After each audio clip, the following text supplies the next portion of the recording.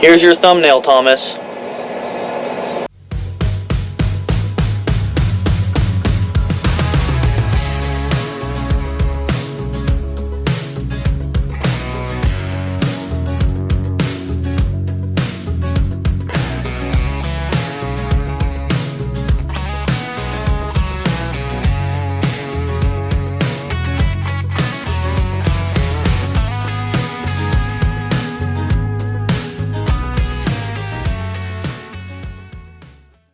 What's up, guys? Today we are going to be spreading manure. I know it's been a long time since you guys have seen a video in Colorado, but that's because Thomas wouldn't post any videos because he was too busy to do anything.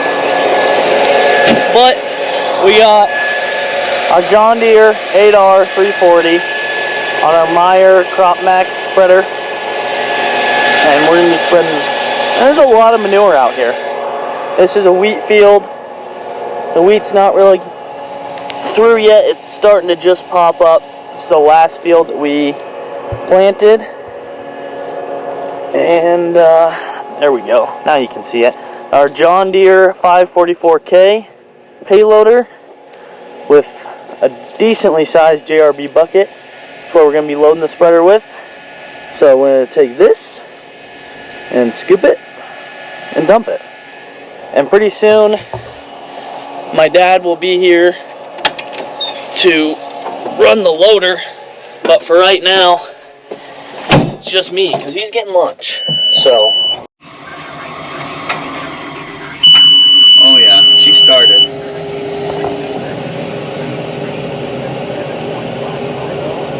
Looks like we're good on everything. Right now, I'm going to be running the loader and loading the spreader, because my dad is getting lunch. But here pretty soon, we'll have my dad in the loader loading the spreader, and me in the spreader just spreading it. That way we got two people running, and that way it goes quicker. You don't have to get in and out. Your caps won't get as messy, and it's just more productive. You get more done. So I'm going to put you guys down while I load the spreader, but I'll try and get a couple clips of me loading it, and then later on I'll show you how we spread it.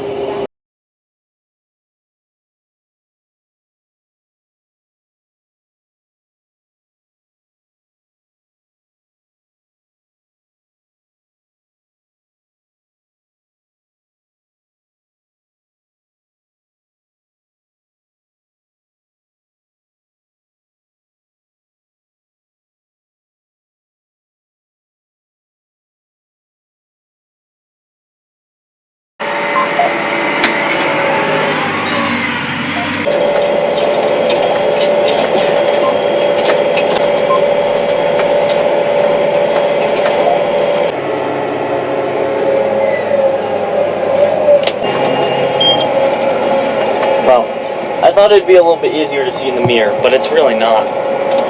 In the GoPro, you can't really see.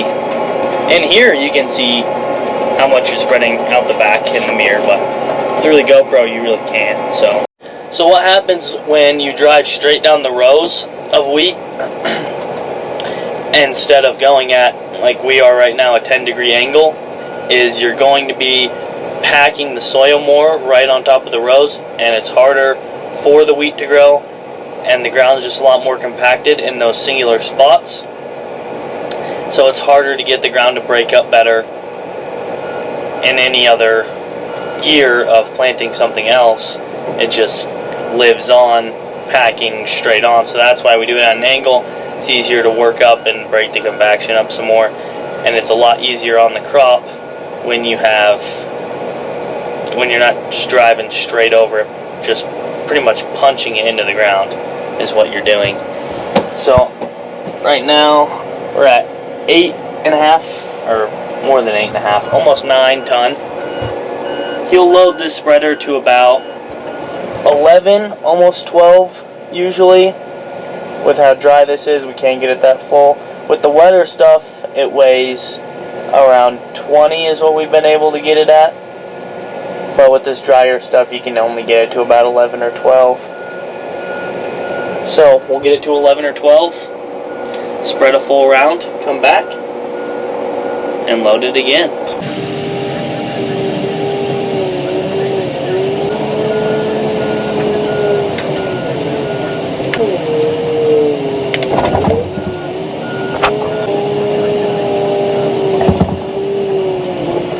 So I had to turn you off for a second, but I'm almost done with this round. Have to go get another load. Right now we have a ton on, just about to the end.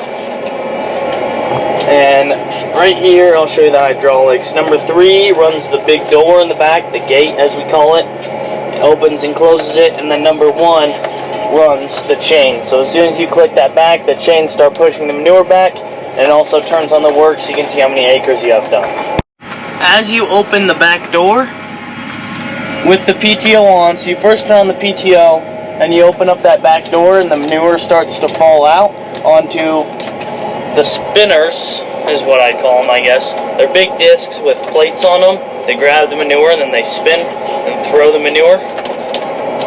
And as it's coming out of the bag, there's 3 different sets of chains.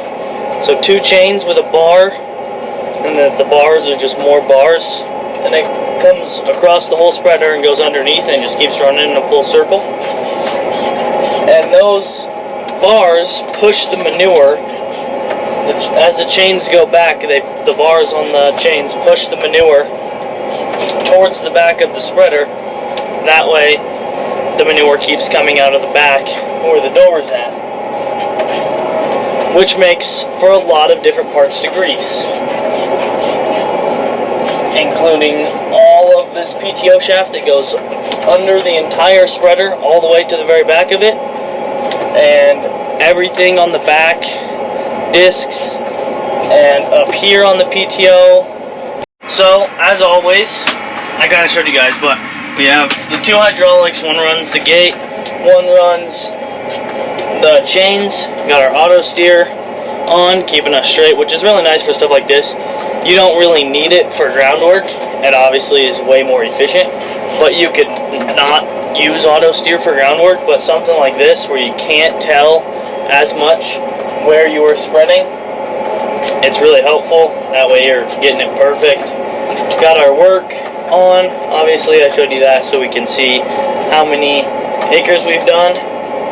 And yeah, I mean, I can walk you around the spreader a little bit, but it's fairly simple. I already kind of explained all of it there in the last clip, but I can get out and show you guys what it's all about at the end of the day, just so you guys can see it, and then Thomas won't complain as well. So it's just a win-win for everybody. But just get in line to back up, open the back gate, start the chains, throttle all the way forward, and we're set to go. But one thing I did want to talk about before, I don't know when I'm going to stop taking videos, probably soon, because the work day will be over soon. But one thing I did want to talk about before the video ends is the posting thing. Thomas already talked about it. He couldn't post anything, and he really didn't have time to edit anything. So I wasn't really worried about taking videos to send to him. But I am going to try to a lot more here. Obviously, I wanted to show you guys spreading because you've never seen that before on this channel anyways. And then I got school tomorrow, but Thursday I'm going to be working on my pivot on the gearboxes and center drives. And I would like to take the camera with and show what I'm doing there and kind of explain some of the stuff about our pivots, why we use pivots, and all that. So hopefully there will be a video coming out about that. If not soon, there will be one this summer at some point when we are doing a lot more pivot work. Sadly, one of the most annoying things about working on a farm in Colorado, actually it might be the only annoying thing about working on a farm in Colorado, is irrigation pivots. But we'll get through it. So yeah, we're going to finish up spreading this field, or this half for sure today, and then some of the other half. And tomorrow, two of our other guys will probably be spreading. I have to do school. And we're going to have a lot more spreading. So I don't know if we're going to have more spreading content or not. I guess we'll see what we bring to you guys. But sorry, I had to get turned around. But Thomas is going to complain or put in captions in this video complaining that we get to quit too early, earlier than him, is really what he's jealous about. He's going to work for technically probably only an hour or two later than us, because it's also an hour ahead. So we quit at 6, he'll probably quit at 7 or 8 if I had to guess, but maybe he'll go later. I don't know how late he's been going, but he's going to complain how we're quitting too early. There's no reason we need to quit. One, that's a perk of farming in Colorado. You get to quit when you want, go do whatever you want, go to Topgolf if you feel like it. But also, sorry, I'm a little distracted. I'm trying to drive back to the pile without shaking the camera, making sure he doesn't fall out of his seat, and trying to take this video. But with how dry this manure is, it's already hard enough to see in the daytime because it's so dusty.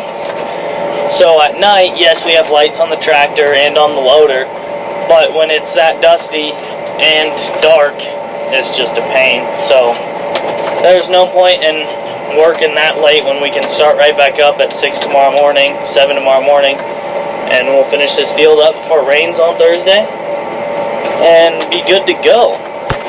Alright guys, well, we're done for the day. Everything's off. Tractor lights are still on. They'll shut off though. But what I did forget to show you, I left the camera in the pickup this morning, but I was greasing this morning. There's some grease zerks right there, obviously in all the joints like this, and then up under here, the shaft goes under this cover, a couple grease zerks there, and the shaft actually, it's right there, and it goes all the way to the back of the spreader. This is a 9524 spreader, Crop Max.